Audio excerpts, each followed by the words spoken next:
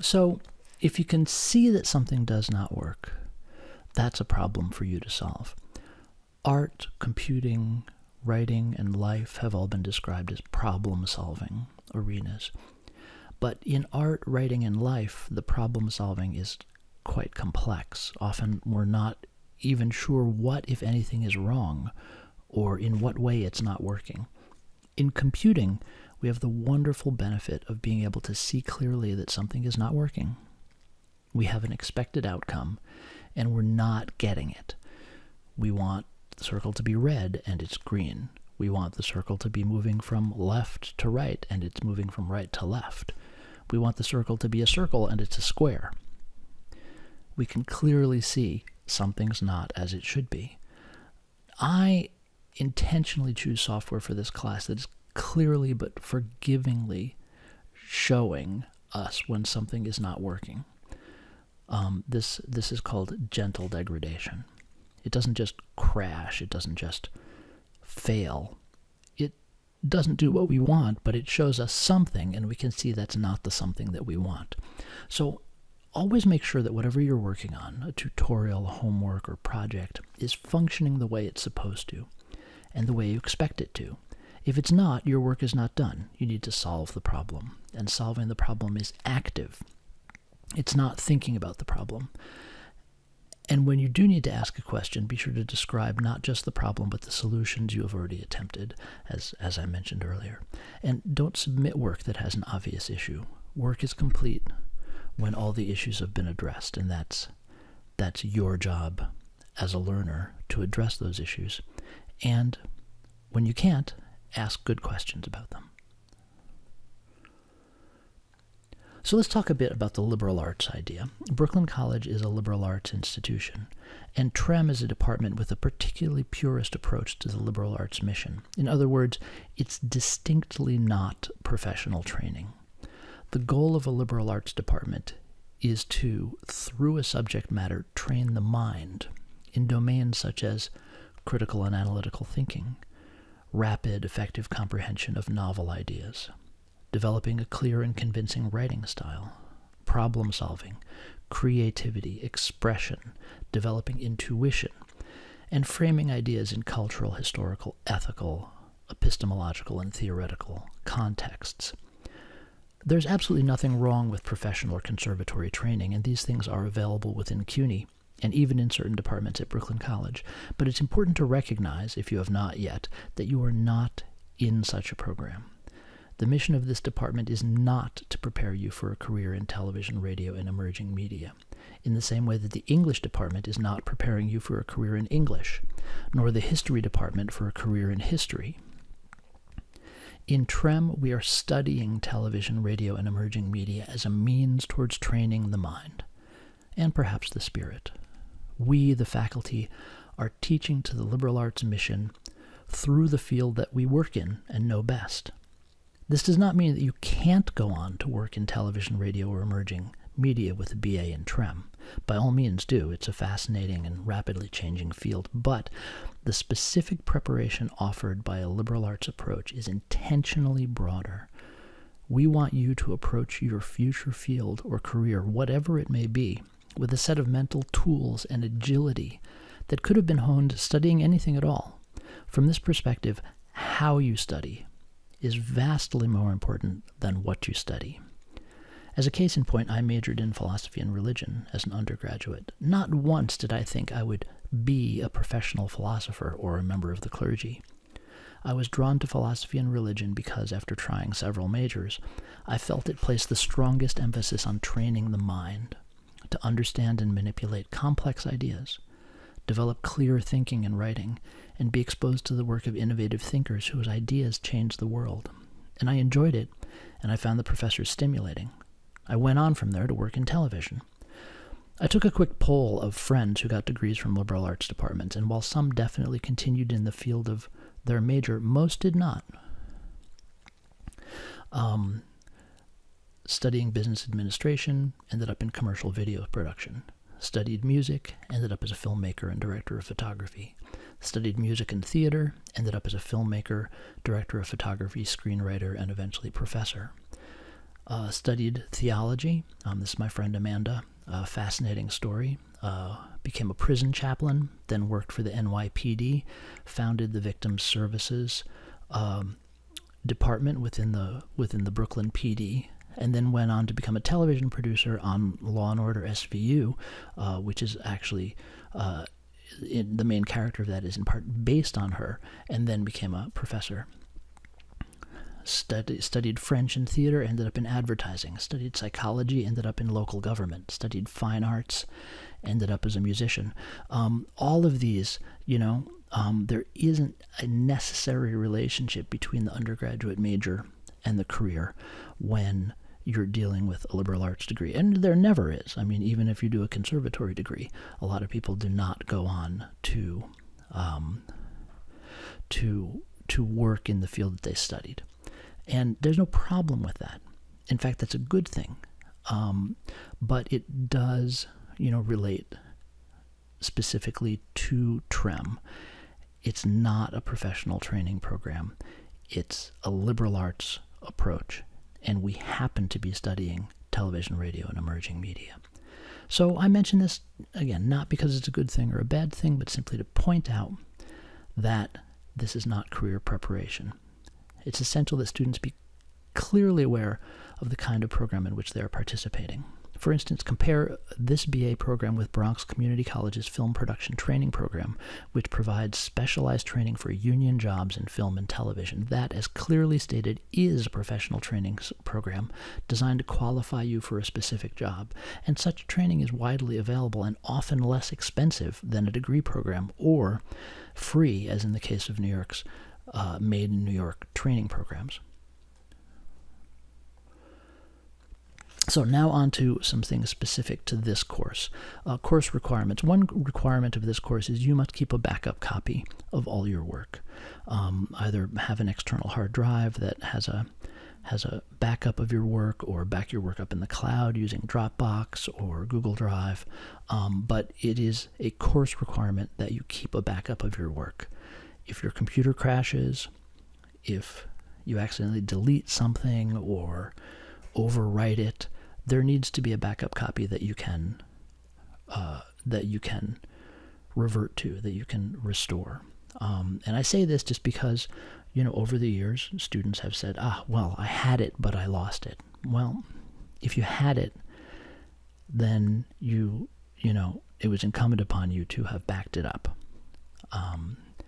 And it is highly unlikely, almost unheard of, that you would lose the original and the backup copy. So there's a required text. This is a textbook-based course. It's Herbert Zettel's Sight, Sound, Motion, 8th edition. At some point in the course, you will be required to purchase a software subscription. It's $10 a month. I don't know how long we're actually going to be using that software. It comes with a 30-day free trial, so if we use it for less than a full month, there'll be no cost to you. But if we use it for longer than that, it's $10 a month. If you don't complete the work within the course time frame and you need to extend your membership, there would be an additional expense for that as well. If you needed to finish up some work in January, be another $10 there. What's really important is you need access to a computer onto which you can download and install the software we use in the course. It can be Mac or Windows, but it can't be an iPad or a Chromebook. And it has to meet the minimum requirements to run Houdini, which one way to find out if it does is install Houdini and see if it runs. And you can also look at the software requirements by following that link. And you will need a 3-button mouse. They're very inexpensive. You're going to want to get that by the second week of class, because we'll be using that. And in the syllabus, there's a link to an inexpensive Amazon Basics 3-button mouse. Here's the standard Brooklyn College policy on academic integrity, which I will let you read on your own. It should appear in all of your syllabi. But in terms of specific class policies regarding academic integrity, here's points A and B. In this class, work must be independent and demonstrate your individual understanding. It's okay to ask a friend or a classmate for assistance in understanding something, but you may not copy and paste or exactly copy any of their work and submit it as your own, nor have them do any work for you. Similarly, you may not copy and paste or exactly copy work from any other source. By the time you're done transforming any borrowed material into your own derivative work, it must substantially differ from the source. Even so, the source of any material you received from a classmate or any other source must be cited. If the work is online, a functional link must be provided. If the work is from a source that's not online, you must provide a copy of the work in addition to your derivative work. Failure to do so would be considered a breach of academic integrity, which would be reported as required by the college. Any breach of academic integrity, one described here or any other, would result in a course grade of D-, regardless of any other grading factors. And B, not that relevant to this class, but it may be at some point. Material provided by the instructor as part of tutorials, quizzes, or demonstrations, for instance, image or sound files, may not be used in your own creative work. It is each student's responsibility to find or create the media used in their projects, except as specifically stated. Here's a statement from Center for Disability Services. Again, this is standard Brooklyn College language, as well as the student bereavement policy. I'll let you read those. So here's how the grading breaks down. We have 25% synchronous assignments, so that's stuff that happens during class time. Time to complete the assignments will be limited and will rely on careful study of topics introduced in the class and any homework or tutorials assigned previous to the assignment. Developing speed and confidence in your work is important. Missed synchronous assignments must be made up. There's a section on completion of all assignments below. Attendance is taken through the submission of synchronous assignments, so even if you have not completed or feel you've done poorly on assignment, be sure to submit it, as that will be how your attendance is recorded. Then there's 1 week projects and homework. These projects will be given throughout the semester, and failure to upload a project by its due date will result in a reduction of the project grade, regardless of the quality of the project. Class participation is a full 25%. Class participation consists of remaining in regular contact with me on Discord about assignments, projects, course progress, creative dialogue, and any other topics, as well as regularly asking well-formed questions. And as I've mentioned before, we'll typically exchange 1 to 2 Discord messages a week. And completing other class participation assignments. Major projects are going to be larger projects using the concepts taught in the class.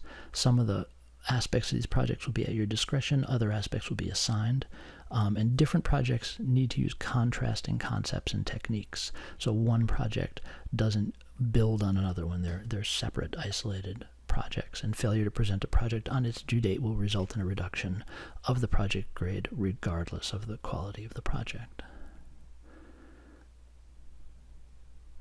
Completion of all assignments. This is an important feature of my syllabi. You have to do all the work, so you can't skip one. You can't take one off. This includes quizzes, homework, 1 week projects, work and project submissions, questions, and all assignments of any type. Failure to complete all assignments will deduct 20% from the final grade. So even if something is really late, it still needs to be turned in. Late work will be penalized 10% if late at all. Even a day late takes 10% off, plus an additional 10% per week late. But no matter how late, all coursework must be submitted, even if it's 5 weeks late and 60% off. In order to not deduct this 20% from the final grade, it does need to be submitted at some point. However, having 3 or more assignments more than 1 week late, or any assignment more than 3 weeks late, results in an unrecoverable grade of D for the course, regardless of any other grading factors. If you submit work in an incomplete form, I'll give it a grade of 0.1 on Blackboard. If you submit it by the deadline, and the work isn't done, you automatically get a 24-hour extension without penalty to finish it. So this is a real incentive to turn in what you have. That automatically buys you an extra day to to get it to where you want it to. And if submitted in a complete form within 24 hours of the stated deadline, no lateness deduction will be made. After 24 hours, the standard late penalties apply. So if you turn in nothing,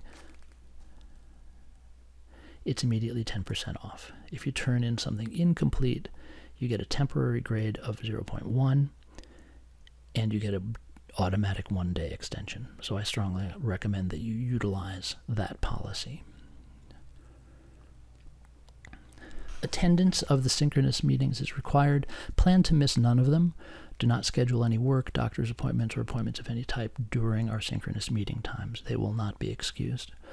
The first absence from a synchronous meeting will deduct 5% from the final course grade. Subsequent absences from synchronous meetings will each deduct an additional 10% from the final course grade. 4 absences result in an unrecoverable grade of D, regardless of any and all other grading factors, and except in the case of a documented medical emergency, in which case a replaceable F will be granted. Due to the importance of attendance in the class, absences are not excused except in the case of medical emergencies or religious observance. Work and job interviews are not excused absences. Just schedule them so they're not in conflict with the class. To petition for a medical absence to be excused, submit official documentation of a medical emergency and a signed letter from a person who is not a family member explaining the situation with contact information. Absence due to religious observance is excused per New York State education law and is not included in the absence limit above. Please inform me before missing a synchronous meeting due to religious observance and arrange for an opportunity to make up any missed work. Absences on the first day of class are automatically excused and not included in the absence limit above. The college requires that every student participate in academic-related activity at the beginning of the semester. Failure to actively participate in academically related activity within the first month of class, such as submitting an assignment, is reported to the college on the VOE rosters. Students who have not so participated will be issued a grade of WN by the college. The college's guidelines specifically state, academically related activities do not include activities where the student may be present but not academically engaged. So this means that if you've introduced yourself on the Discord server or had some sort of brief exchange with me on the Discord server, that does not count as academically related activity. You have to have done an assignment. You have to have submitted a project or engaged with a project in order for it to count as academically related. I do not reverse WN grades for students who have not submitted any assignments by the fourth week of class, even if they registered late for the class. And a breach of academic integrity will result in a final grade of D- in the class, regardless of projects submitted, projects not submitted, or any other grading factors. Here's the class rubric. I invite you to read through it carefully. This is how your assignments will be evaluated and gives you a clear sense of whether they meet expectations, exceed expectations, or do not meet expectations. An A in my classes represents exceeding expectations. So doing everything properly and correctly and thoroughly will get you a B or a C in the class. Going above and beyond that is what's going to result in a grade of A. These are the department objectives and course objectives addressed by the course. I invite you to read those. And on the last page of the syllabus is our course schedule. So I really look forward to working with you this semester. I'm very excited about all the material we're going to be covering. The Zettel textbook is very deep and very thorough, and I really like his approach to it. And I'm also very excited that we're going to be getting to use multimedia tools to dig deeper into those concepts and really give you a hands-on practical experience of utilizing those concepts, both technically and creatively. So please reach out to me with any questions, and let's stay in good contact throughout the semester. We don't have the benefit of in-person meetings. We do have the benefit of the Discord server, which gives us a great opportunity to interact on a really regular basis. And I also encourage you to set up a call with me, and we can talk. As noted in the syllabus, if it's a technical question, let's deal with it on Discord. But if it's philosophical, conceptual, artistic, or just about how you're doing in the class, let's set up a call and talk about it. I'd be very happy to speak with you. All right, see you all on Discord.